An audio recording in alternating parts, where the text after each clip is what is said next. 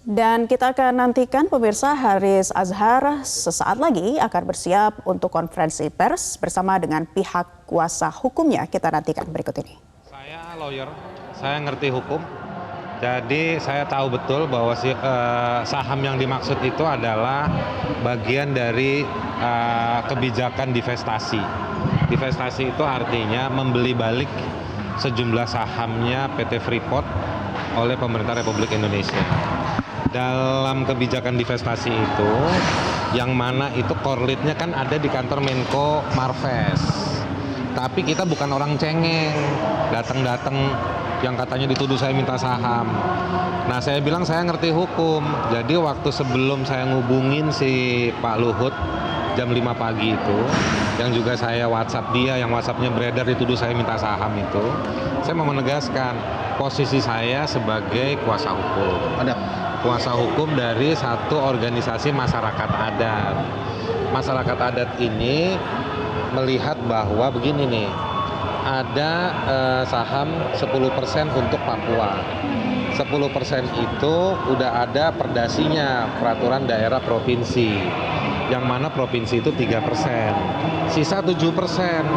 7% ini masyarakat adat dan juga banyak orang di Mimika tanya, ini kemudian saham itu jadi punya siapa? Justru dalam semangat supaya tidak ada korupsi, ada hilang sahamnya, didoronglah kepada di tingkat kabupaten.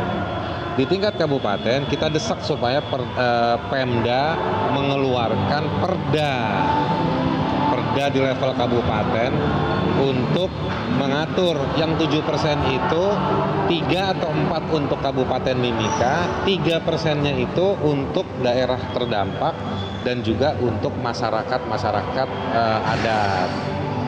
Nah, jadi dari 3% itu atau 4% mana perdanya? Jadi yang saya datang itu ketemu Pak Lambok tadi, orangnya duduk di persidangan. Jadi dihubungi saya jam 5 pagi, kemudian sekitar jam 8, jam 9, Jody yang sering disebut itu hubungin saya, bro ke kantor aja, kurang lebih kayak gitu.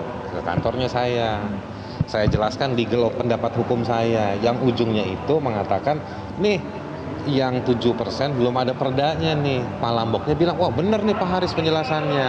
Nah makanya saya bilang sama Pak Lambok, nah saya balikin ini ke Pak Menko, bantulah kumpulin itu pejabat-pejabat daerah untuk keluarkan perda ini, seperti itu. Tapi dalam konteks sidang sebenarnya ini menjadi pertanyaan besar. Kenapa jaksa mengalihkan isu dari pokok perkara YouTube menuju hubungan pribadi dia dengan Pak Luhut dan hubungan pekerjaan yang lain? Ini konsisten yang kami temukan dalam tanggapan sebelumnya terhadap eksepsi dan hari ini. Ada upaya dalam konteks hukum di ruang sidang menggiring opini, mengagitasi publik seolah ada kejahatan di sana di belakangnya. Dan itu ada motif. Dan itu sangat keliru. Selain dia mengaburkan fakta, faktanya nggak begitu, karena dia sangat sedikit dikeluarkan faktanya. Yang kedua, tidak ada urusan dengan perkara ini. Kalau jaksa berniat mencari perkara yang benar, berniat membuka perkara yang tepat, maka fokuslah pada ucapan yang Fathia dan Haris sampaikan dalam YouTube-nya. Galilah di situ. Di mana tadi unsur kerugiannya? Yang kerugiannya ternyata sekarang diakui tidak ada kerugian materi, berbeda dengan keterangan di saat BAP. Terus keterangan yang penjahat ternyata nggak ada dia melihat. Artinya apa? Satu, ada peristiwa di mana yang kita lihat ya, dia tidak melihat utuh video itu, dia di briefing. Yang kedua, ada peristiwa yang didakwakan tapi tidak ada disampaikan oleh dia dalam komplain-komplainnya.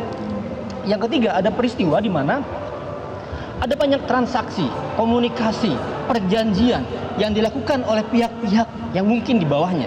Tadi kami sampaikan bukti-bukti itu yang dia nggak tahu.